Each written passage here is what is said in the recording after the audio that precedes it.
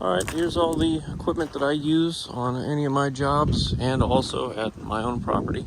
This is the 2023 KXO 57. It is the 50th anniversary model. Anything special about it? I think it just came with a couple more things, a little different color. It's got the backup camera, which isn't that great. But inside the cab, everything is electronic. Key with button starts. You have to enter a code. To activate the thumb, you just press this button here. It's a pretty good machine. I'm glad I bought it. I bought it for doing bigger jobs. The U35 is my second excavator before I had a Volvo. But this is a 23 horsepower machine. It's done pretty much everything that I've asked it to do, but it's just a little underpowered, so I went with the bigger machine. This is I think this is a 2020 SVL 75-2. I wish I had the 3 model, but whatever. This one I kept it all stock. I didn't put anything aftermarket on it, except for the lights. The lights I put aftermarket. They are Tiger lights. They're super bright at night, but you can't see anything when you're backing up because they're too bright and it makes a glare on the window. This machine is a little underpowered, but it's done pretty much everything I needed to do. It's great for small little properties and areas. I put a Bobcat bucket on it. Got a Bobcat bucket for the SVL 97 also. I do have the backup camera for it. I just haven't installed it. And they put it in a horrible spot. They put it up here. And it's stupid. They should have put it here, because you can't see anything back here with the camera, because the SVL 97 has the backup camera, and it's horrible. It's way up there. I also put the LED lights on this too, and I'm waiting on the roof cooler. I've got the bracket system, I'm just waiting on that. I've got the protecting guard here, and I've got the back guard, which works out, but if you're not used to chaining these things down, there's a loop down here that you can use for the chain. Well, you have to open the door to get the chain in there every time, or you just finagle it in here and scratch everything up. So I added this chain here, which stays here, and I just hook my chain to here, hook it to the binder, and then I run the rest of it to the other side, because the other side you can get right in here and put the chain through. This pretty good, but it will not stop little sticks from going right through. This is good for, backing into large trees or any large structures like that, but sticks and stuff are still going to get into the radiator. I do have a radiator screen on the inside of both units. I've had a 2019 SVL 95, and the radiator got buggered up because the fan blows out, and it was sucking through all these ports here where all dust and dirt and sticks get into, and it blew it right in the radiator and folded all the radiator fence down. I do a lot of field mowing and brush mowing and clearing and stuff like that, so this is what I use mainly. I've got 2 different brush mowers that I use with it. I don't really use this one too much. I bought this 75 before I bought the 97 because the 97 wasn't in stock. The SCO 1000 I use mainly just when I absolutely need to, when it's small spaces and stuff. It's a great machine, but it's a little heavy in the back, so grading with it kind of sucks, or I'm just not that great at it. But I use it to move trailers around and stuff like that. I'll walk over to the attachments that I have for pretty much everything. There's kind of scattered out throughout the property here. I had a Cat 299D. I didn't really like it too much for clearing, but there's the bucket for it. I've got a ripper and a trench compactor for the KXO 57, but I need to cut these ears off because they're not the right ones. So these belong to a KX161, so they're not interchangeable at all. The bucket is for the KXO, but mainly for the SVL 75, SVL 95, and the 97, I use a 4-in-1 bucket from Bobcat, and then I use this from ProWorks Grapple. I've got the normal standard buckets for the skid steer, the stand behind. It's pretty hard to find a good bucket for the stand behind because they're just, see how this one, if you look at it, it's more up for where you hook into, and this one's more angled. You need more angle because just getting over everything and trying to grading with it, it's better to have this, because that bucket, if you fill it with dirt and you drive around, the dirt still falls out of it. Grapple I haven't really used. I think I used it once to separate some rock. As you can see, there's rock in there to separate it through a pile of dirt. This grapple I used to use the most, but the tins were too far apart, so it's really just good for like big logs and tree brush, but mainly I use that bucket. This is the bucket that came new with the SVL 97, and it's a pretty big bucket. Holds quite a bit of dirt. Trencher is from Caterpillar. I've used it twice. Works pretty good. Buckets for the standard U35, KX057. This I used to use for removing stumps. I bring the excavator with me now, so I really don't use this anymore. This is good for concrete. I just get up underneath the concrete, lift it up, break it. But like I said, with the excavator, I just bring both. I can fit my excavator and I can fit either the 75 or the 97 in the same trailer. Jackhammer I use quite a bit. Used to. Let's walk over to the brush mowers I have. I have a brush mower from Quick Attach, and I have a brush mower from Caterpillar, which was on the Cat 299D. The Cat 299D was a good machine, but it bounced around a lot and it was pretty touchy, and I don't like tight spaces, so I was claustrophobic in it. I got more sick in that thing than anything, and it even had the reverse fan on it for when you're brush mowing, and it didn't work as good as I thought it would because the machine still overheated once in a while. I had the 95, and I had more problems with that than I've had with any vehicle or machine I've ever owned. Had that thing in the dealer like 10 times, maybe 11 times, and I sold it to Barnum and bought the SVL 97. This is the Cat brush mower, BRX 418. This thing,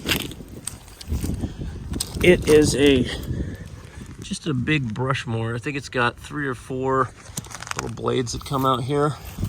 This thing will cut down some pretty big stuff. I think I've taken down trees like that. Not that one, but that one. You know, bigger size, probably like 6 to 8 inches. This thing will do it. This, you can't do it. This is a beat to crap, welded, fixed, and beat to crap some more. Quick Attach floating head. I think 72-inch deck. This is just a two-bladed with a stump jumper. I've killed the motor on this thing at least 4 times. I've gone through about 4 different hydraulic pumps on this. If you can see, I've hit stuff and bent these bars. I've actually bent them straight before, but I bent them again. I added this piece here all the way across because the whole frame, there's a big circle underneath this thing, and it broke apart. So as you can see, there's the welds of it going around. It's a big circle. It's about maybe that tall, about 3/8 thick, I think. Well, just hitting rocks and stuff, it bent it, and then the blades hit it and ripped it off, flew it apart. I've had to add some metal here because the bracketing system for the new pump compared to the existing is different. It's a 4-bolt instead of a 2-bolt. When you pick this thing up, it used to have a little block here where it would only let you lift it so much it would shut the machine off. So I took all that out, but picking it up, lowering it down, it did do some damage to this area, so I had to cut all the welds and smack it straight, and then I welded in these gussets here on all the sides because all the welds were breaking. But that is definitely, doing more than what I was supposed to be doing with it. I was trying to cut down stuff like this with it, and it is not what it's for. It is for, that is the best thing for cutting grass. You want to cut grass and brush, like, stuff like an inch thick maybe, that is the machine.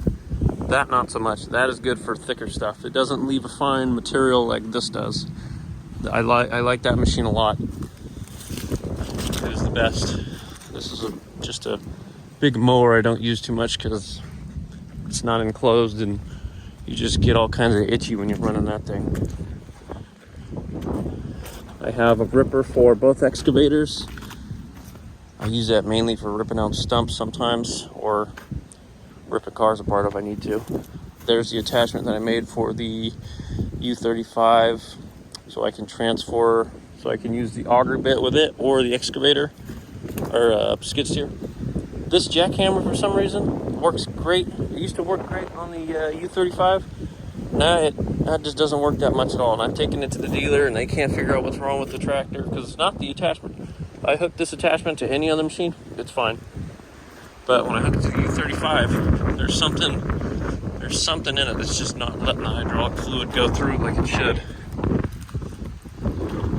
So, out of all the machines, these are the machines that I use the most. The U35, KX057, and the 97 and the 75. The SEL, I rarely use it. I don't like to do small jobs. To me, it's not really worth it. It's good to have it there just if you need it, but I rarely use it anywhere on a job. This is the truck that I pull with. 2020 F450 does what it needs to do. I've only gone through one rear end and supposedly it was recall, but whatever, it's fixed now. I use this trailer, Big Tex 22GN, and I have a Texas Pride triple axle 20 foot by 7 foot wide by 2 foot side, which I can fit the U35 and the 75 in together, or I can fit the 97 and the U35 in together, or I can fit both of these machines in together. Usually I tag team any job with the 97 and the U35, because if I need to bring this thing with me, it doesn't fit on the trailer with anything else. It's just too big. I'd run out of places to attach stuff to.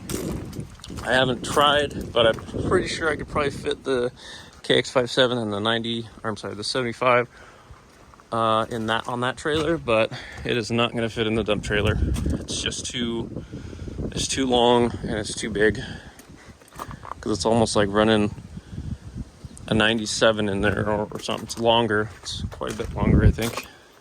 I usually put the bucket above the gooseneck, and then I put the excavator behind it, and I put the excavator arm around the side of the machine here on the side. If I'm on the flatbed, it'll fit here. If it's on the dump trailer, it'll just kind of sit on the front of the sides. But these are the machines that I trust. This is the brand that I trust. I'm not big into Bobcat. I'm not big into Caterpillar. Those are the only other machines I've really ran. Kubota, a lot of stuff's kind of interchangeable, like filters and stuff like that. And I know these machines, so I'd rather stay with what I know. They don't really give me too many issues, so I use what I have. The SVL 75-3 new model is going to come with a closed back door. The door's going to be flat, no fins here. Everything's going to be fans and radiators up here like a Bobcat, which is going to be nice because it's going to have the reversible fan. The speeds are going to be a little quicker. The whole cab is going to be a one-piece instead of these two-piece designs, which suck because you rattle a lot and dust gets in them a lot. I really wish I would have been able to get one of those. Hopefully they make the same thing to the 97. They make the cab a one-piece and they swap around that door system. Be a lot better design. All right, so if you're gonna buy a little excavator or something, you want to make sure it's going to be strong enough for what you're going to be doing. And if you're thinking about getting bigger later, you want to maybe have that machine already at hand. So this machine I bought because it was small, but it was still kind of a bigger machine, so I can still get quite a bit done. It is only a 24 horsepower machine, so it's not going to do, stuff like this will do. It's not going to do giant stuff, but I'll still do driveways. I'll still break concrete. I'll rip stumps out of the ground. It's just a little slower, a little more time at it. This machine has the zero tail swing, even though it says it does it a zero tail swing. I think it still hits a little bit. It's not 100% zero. See, it still hangs off a little bit. You can still hit a house, you can still hit a something. So you still gotta remember not to get so close to everything. Zero tail swing does not mean 100% zero, because it still hangs over just a little bit. That thing hangs over a lot, I think. This probably hangs out about 4 inches or more, probably about out to here, I think. So quite a bit. It's got a big weight on the back, and I've actually hit some stuff. But I try not to damage it, but just stuff happens. The U35, the only issue I really have with it is it's kind of slow, and the jackhammer, it doesn't run the jackhammer anymore, and the dealer won't figure out why. So if you're gonna buy a machine, make sure the dealer doesn't suck, because the dealer that I deal with is not that good. I've had hoses break on it. I actually replaced this hose not too long ago. I don't know how it broke. I didn't catch it on anything. It just started leaking one day. But just grease all your fittings and stuff. These bucket pins get loose, so when you buy each machine, each excavator, they give you a little thing of shims. So you just pop these pins out and just put the shims in there. And you can also do it up here. I think I put the shims up here. That's what I did. I can't remember. But either way, I know I put shims in here because it was getting kind of loose. I don't remember where I put the shims for that one, but they're somewhere. Accessibility, these things are pretty accessible. This one does have a coolant leak on it, which I have not fixed yet because I just haven't fixed it yet. And it's only, it's kind of hard to get to. You probably have to take the filter off or something, but it's the hose that comes from the back, connects to the top point here. You can see it's kind of a little wet there. Right between there, it's wet. The hose clamp just needs to be pulled off and reclamped. But see how dirty it is? It's kind of hard to see, but there's a lot of dirt inside these fins, so you need to wash them out quite a bit. The dirt has actually gotten hard, so I need to clean all these out. You just need to do your maintenance on these machines. I've had this hose go out. It just started leaking one day, so if you know smells, you can usually determine what's leaking, like coolant. I can always smell the coolant, so I know it's coolant. The diesel, I was smelling the diesel. You get those kind of the sweet smells to them. So if you're gonna run a machine, you need to be able to know how to work on it, or have a good mechanic. See the fluid level, I just looked at it now, it's a little low. See, I need to add some fluid to it, it's low. Where does the fluid go? I don't know, because it doesn't leak. So I just leaks somewhere, I guess. I don't see any drips or anything, so just gotta look at your machines once in a while and just go over everything. Because this right here, you can probably see it now. You can see all the brown. Yep, it's really bad. I need to wash it out. That will make a machine overheat. That will make a machine not function like it should. Because this is the hydraulic cooler, and this is the radiator for the engine. There is a fitting on these, both machines. 3 little Zert fittings. If you don't grease these enough, there's 3 hoses. They go to the cylinder, swing cylinder, and some other parts of this thing. So you can see the grease there. That's because I didn't grease it enough, and the grease part got clogged, and it won't get grease to where it's going, so I popped the clip off of there. So I've got a new one. I need to pull this into the shop. I need to go over this thing. I need to clean that radiator. I need to fix that grease. I need to get underneath there for the swing cylinder, which is right there. I need to pull this off, I think, or get underneath the machine. and clean that fitting out so I can put grease back to it so I don't damage or ruin any of these bushings. If you're gonna run machines, they're very expensive to operate, very expensive to maintain. So if you don't want to be down in the shop or taking it somewhere or having somebody come out and fix them, you need to learn your maintenance. See all this? I've always been told you shouldn't let dirt get up there, but these tracks, they get so much dirt on them no matter what.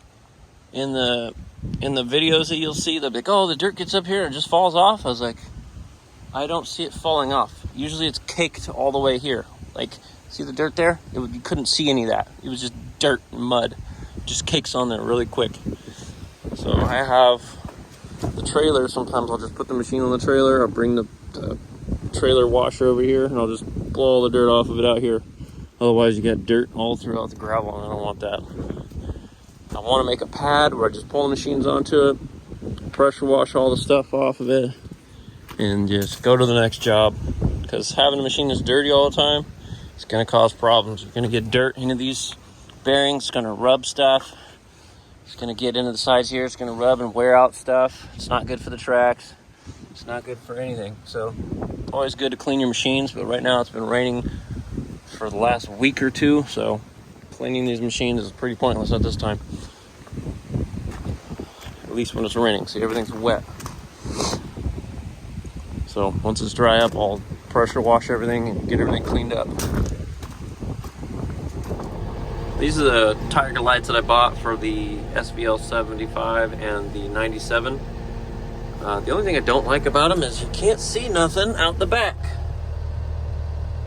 So it's right now it's blurry, obviously, because it's too close to the window, but like, there you go, a little better. But when you turn it on and you're trying to look, you can't see nothing behind you. All you can see is the shininess of the tractor, and you just can't see at all. It's easier to see behind you without any lights. So it's because the lights are so high on the tractor, they need to be in the back door area, low, so it shines on everything besides the tractor. Because you really don't need lights right here. It's just stupid. It's a terrible spot. You only see the back of the tractor. I can't see anything behind me. And then there's a big old glare. So realistically, these lights need to be taken off and put into the back bumper. So I'm probably going to do that. Because see, now you can see. It's just stupid. Even with the factory lights, it just shines on the whole back area. I don't like it.